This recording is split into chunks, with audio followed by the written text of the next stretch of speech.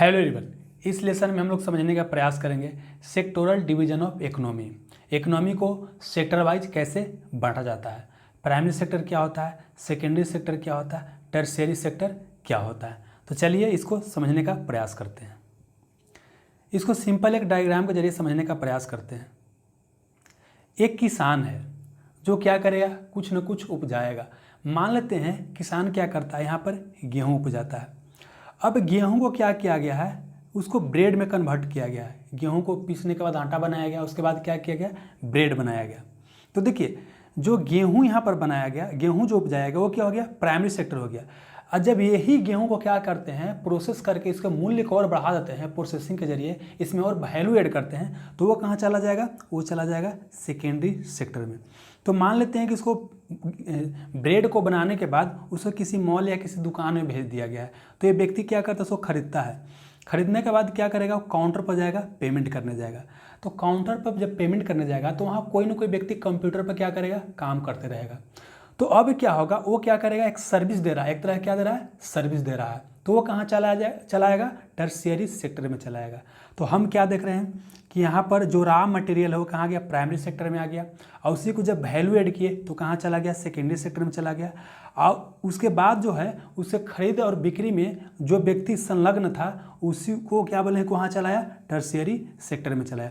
उस तरह से गेहूं की जगह पर यहाँ व्यक्ति टमाटर उपजा सकता है, टमाटर को टमाटर सॉस में बनाया जा सकता है। फिर कोई व्यक्ति टमाटर सॉस खरीदेगा, जाकर वहाँ पर अपना बिल पेमेंट करेगा। समझ में आ रहा है। तो अब इसी चीज़ को हमको अब यहाँ पर समझना है। देखिए यह क्या होता है, प्राइमरी सेक्टर क्या होता है। इसमें जो भी एक्टिविटी होता है डायरेक्टली डिपेंडेंट ऑन इन्वायरमेंट। यह क्या होता है, डायरेक्टली इन्वायरमेंट, पर्यावरण के ऊपर डिपेंडेंट होता है। इसमें क्या होता है कि जो नेचुरल रिसोर्स होता है, प्राकृतिक संसाधन होता है, उसी का यूज किया जाता है। जैसे लैंड का यूज किया जाता है, वाटर का, फॉरेस्ट्री, माइनिंग का मतलब होता है कि आप ज़मीन से किसी चीज़ को खोद के निकाल रहे हैं, सोना निकाल रहे हैं, चांदी निकाल रहे हैं, है ना, या आप उससे कोयला वगैरह निकाल रहे हैं, फिशिंग कर रहे हैं, मछली वगैरह पकड़ रहे हैं। तो ये सब क्या है, नेचुरल चीज़ है, इसको कोई बनाया भी नहीं है, क्या है, नेचुरल चीज़ है। तो यह क्या है, एक तरह का रॉ मटेरियल का काम करता है। तो हम क्या करते हैं कि इन्वायरमेंट के ऊपर जब डायरेक्टली डिपेंड होकर कोई काम करते हैं या नेचुरल रिसोर्स का हम जब यूटिलाइजेशन करते हैं तो उससे क्या बोलते हैं कि वह प्राइमरी सेक्टर या प्राथमिक क्षेत्रक होता है। ठीक है। अब देखिए इसमें मुख्य रूप से जो एक्टिविटी किया जाता है, खास करके इंडिया में एग्रीकल्चर ज़्यादा किया जाता है। तो इसको इंडिया में क्या बोलते हैं, प्राइमरी सेक्टर को एग्रीकल्चर सेक्टर ही बोलते हैं। और इसमें जो वर्कर काम करते हैं उसको रेड कलर वर्कर बोलते हैं। इसलिए रेड कलर वर्कर बोलते हैं क्योंकि ये क्या करते हैं, धूप में काम करते रहते हैं बहुत ज़्यादा, तो इसलिए इसको रेड कलर वर्कर बोलते हैं। तो प्राइमरी सेक्टर में क्या होता है कि जो भी कार्य होता है क्या होता है, नेचुरल रिसोर्स के ऊपर डिपेंड होता है। अब क्या होगा, वहाँ जो नेचुरल रिसोर्स था उसी को क्या करेंगे, वैल्यू ऐड करेंगे। मतलब इस सेकेंडरी सेक्टर में कैसा एक्टिविटी होगा, किस तरह का आर्थिक गतिविधि होगा, इसमें जो नेचुरल रिसोर्स था उसी को क्या करेंगे, मूल्य को बढ़ाएंगे, किसी न किसी तरह से वैल्यू ऐड करके उसको क्या करेंगे, बढ़ाएंगे। मतलब क्या कि जो प्राइमरी सेक्टर में जो रॉ मटेरियल निकला था उसी को क्या करेंगे, वैल्यूएबल प्रोडक्ट में क्या करेंगे, कन्वर्ट करने का प्रयास करेंगे।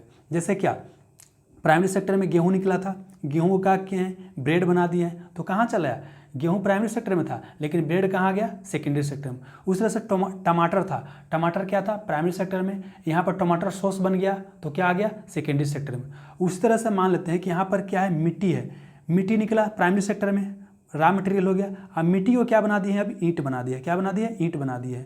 तो इसमें क्या कि इसको वैल्यू ऐड किया है ना, अभी थोड़ा सा महंगा हो जाएगा, तो यह कहाँ चलाया, सेकेंडरी सेक्टर में आ गया। तो इसमें बेसिकली सेकेंडरी सेक्टर में क्या होता है, मैन्युफैक्चरिंग किया जाता है, किसी चीज़ का निर्माण किया जाता है, इंडस्ट्री वगैरह अलग अलग तरह का होता है, अलग अलग तरह का प्रोसेसिंग देखने को मिलता है, इंफ्रास्ट्रक्चर का काम होता है, रोड बनता है, सड़क बनता है ना, रेलवे लाइन बनाया जाता है, बिल्डिंग बनाया जाता है, ये सब कहाँ होता है, आपको सेकेंडरी सेक्टर में जाता है। इसमें इंडस्ट्री वाला काम मुख्य रूप से होता है, इसीलिए सेकेंडरी सेक्टर को क्या बोलते हैं, द्वितीयक क्षेत्र को इंडस्ट्रियल सेक्टर या औद्योगिक क्षेत्र को बोलते हैं। इसमें जो लोग काम करते हैं उसको बोलते हैं ब्लू कॉलर वर्कर, क्या बोलते हैं, ब्लू कॉलर वर्कर बोलते हैं। तो अंतर बस इतना ही है कि प्राइमरी सेक्टर का जो भी मटेरियल रहेगा, रॉ मटेरियल रहेगा, उसको और मूल्य को क्या करेंगे, बढ़ाएंगे प्रोसेसिंग के द्वारा, तो वो कहाँ चलाएगा, सेकेंडरी सेक्टर में चलाएगा। अब टर्शियरी सेक्टर की बात करते हैं। इसमें क्या होता है, बेसिकली सर्विस प्रोवाइड किया जाता है। जैसे क्या हुआ कि यहाँ पर मान लेते हैं क्या था, यहाँ पर गेहूं था, गेहूं को क्या बनाया गया था, गेहूं को बनाया गया था, ब्रेड बनाया गया था। कोई व्यक्ति ब्रेड खरीद करके कहाँ गया था, काउंटर पर गया था, तो काउंटर पर कोई पुर्जा काट रहा था, तो एक तरह क्या दे रहा था, सर्विस दे रहा था ना। तो बेसिकली इसमें क्या किया जाता है कि सर्विस प्रोवाइड किया जाता है, कंज्यूमर जो ग्राहक होता है क्या किया जाता है, सर्विस प्रोवाइड किया जाता है। चूंकि सर्विस प्रोवाइड किया जाता है इसलिए इसको बोलते हैं सर्विस सेक्टर। इसको और ऐसे समझ सकते हैं कि एक क्या मिट्टी निकाला गया, मिट्टी निकालने के बाद उसको ईंट बनाया गया, क्या बनाया गया, ईंट बनाया गया, और ईंट को यहाँ पर मान लें कि बिल्डिंग बन रहा था तो यहाँ पर भेजा जा रहा है। अब देखिए यहाँ पर क्या हुआ, मिट्टी से ईंट बनाया गया। अब क्या होगा कि इस ईंट को यहाँ से यहाँ भेजने के लिए अलग अलग तरह का एक्टिविटी होगा। कोई व्यक्ति होगा जो हिसाब किताब रखेगा कितना ईंट भेज रहे हैं, कोई व्यक्ति क्या होगा जो ट्रक या ट्रैक्टर चला करके ले जाएगा, है ना। तो यहाँ पर देख रहे हैं कि बहुत सारे लोग संलग्न होते हैं, अलग अलग तरह का सर्विस दे रहे होते हैं, तो ये सर्विस सेक्टर में आ जाएगा। और यहाँ शुरू में क्या आ जाएगा, मिट्टी वाला प्राइमरी सेक्टर में, और ईंट बना तो कहाँ आ जाएगा, सेकेंडरी सेक्टर में, और जो अलग अलग तरह का सर्विस दे रहे हैं क्या हो जाएगा, टर्शियरी सेक्टर में आ जाएंगे। ठीक है, तो इसमें टर्शियरी सेक्टर या तृतीय क्षेत्र का मुख्य रूप से क्या होता है कि कंज्यूमर को सर्विस प्रोवाइड किया जाता है, और इसमें क्या होता है अलग अलग तरह का स्किल की रिक्वायरमेंट होता है। बेसिकली यह टर्शियरी सेक्टर क्या होता है, नॉलेज सेक्टर होता है। क्या होता है, नॉलेज सेक्टर होता है। जैसे मान लेते हैं कोई क्या है, डॉक्टर है, डॉक्टर है तो डॉक्टर के लिए अलग तरह का नॉलेज का रिक्वायरमेंट होता है, इंजीनियर के लिए अलग तरह का नॉलेज का रिक्वायरमेंट होता है, एक टीचर है, टीचर के लिए अलग तरह का नॉलेज का रिक्वायरमेंट होता है। मतलब इसमें स्किल की क्या होता है, आवश्यकता होता है। इसमें बेसिकली क्या होता है, हाईली स्किलफुल लोग टर्शियरी सेक्टर में काम करते हैं। और यह क्या होता है, नॉन टंजिबल प्रोडक्ट होता है। नॉन टंजिबल प्रोडक्ट का मतलब क्या होता है कि इसको आप ले करके भाग नहीं सकते, किसी से छीन नहीं सकते हैं। अगर कोई टीचर है जो ज्ञान आपको दे रहा है तो उसका ज्ञान को आप छीन नहीं सकते, इसको सिर्फ महसूस कर सकते हैं, उसको छीन आप नहीं सकते हैं। लेकिन प्राइमरी सेक्टर और सेकेंडरी सेक्टर के जो प्रोडक्ट होता है उसको हम एक जगह से दूसरी जगह लेकर के जा सकते हैं, लेकिन इसमें क्या कर सकते हैं, इसको छीन नहीं सकते हैं। जैसे इसमें कौन कौन सा एग्जाम्पल आ सकता है, तो IT सेक्टर, कॉल सेंटर्स आता है, जैसे यहाँ पर सर्विस देता है, फाइनेंशियल इंस्टीट्यूशन होता है, रेस्टोरेंट वगैरह सर्विस देता है, टीचर्स, डॉक्टर वगैरह। बेसिकली यहाँ पर क्या होता है कि आपको सर्विस देने का काम किया जाता है। यहाँ पर बेसिकली कहिए कि आपको मेंटल वर्क ज़्यादा करना पड़ता है टर्शियरी सेक्टर में, है ना। अब देखिए चूंकि यहाँ के लोग क्या होता है ज़्यादा धूल कण में लेटते पोटते नहीं हैं, इसलिए इसको बोला जाता है व्हाइट कॉलर वर्कर या गोल्ड कलर वर्कर। सॉरी यहाँ पर गुड लिखा गया है, मिसप्रिंट हो गया, क्या हो जाएगा, व्हाइट कलर या गोल्ड कॉलर वर्कर। अब मान लेते हैं कि एक कॉल सेंटर में लोग काम कर रहे हैं, उनको धूप में थोड़ी ना जाना है, आराम से अपना AC में बैठ करके अपना जो भी काम होगा कर रहे होंगे। समझ में आ रहा, तो ये हो गया आपका टर्शियरी सेक्टर हो गया। अब देखिए क्या है, कोई भी इकोनॉमी जब स्टार्ट होता है तो स्टार्ट कहाँ से होता है, प्राइमरी सेक्टर से ही स्टार्ट होता है।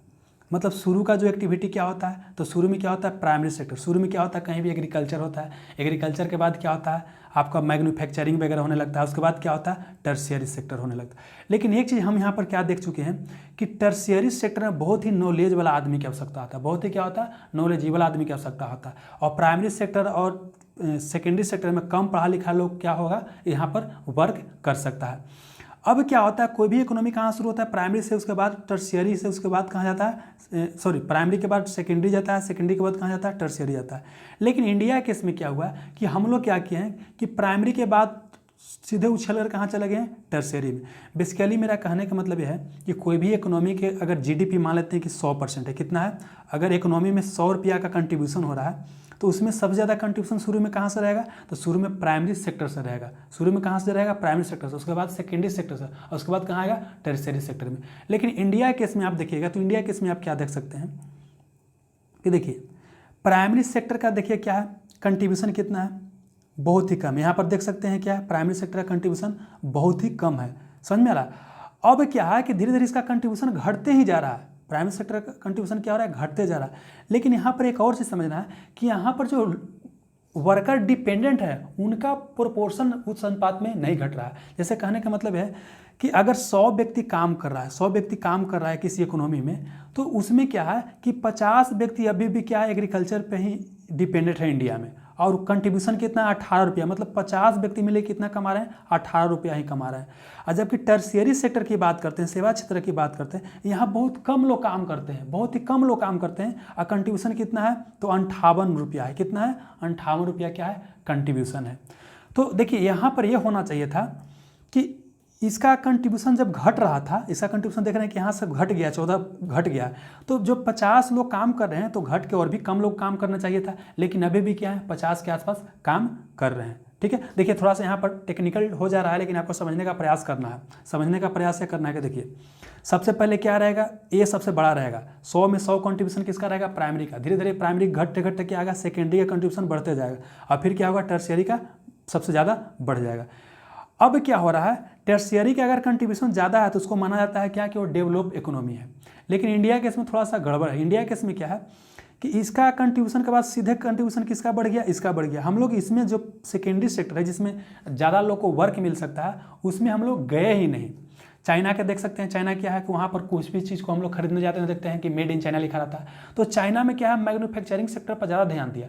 अब वहाँ पर लोगों को क्या बहुत ज़्यादा रोजगार मिला, कोई भी किसी भी तरह का लोग है, मतलब थोड़ा सा भी स्किल रहेगा, नहीं स्किल है, अनपढ़ भी है, सब लोगों को काम मिल जाता है। लेकिन इंडिया में क्या है, इंडिया तो ग्रोथ हो रहा है, लेकिन इस इंडिया ग्रोथ को बोलते हैं जॉबलेस ग्रोथ, क्योंकि सबसे ज़्यादा विकास हो रहा है आपका टर्शियरी सेक्टर का, है ना। और यहाँ पर लोग बहुत कम आवश्यकता होता है, बहुत कम लोग यहाँ काम करते हैं।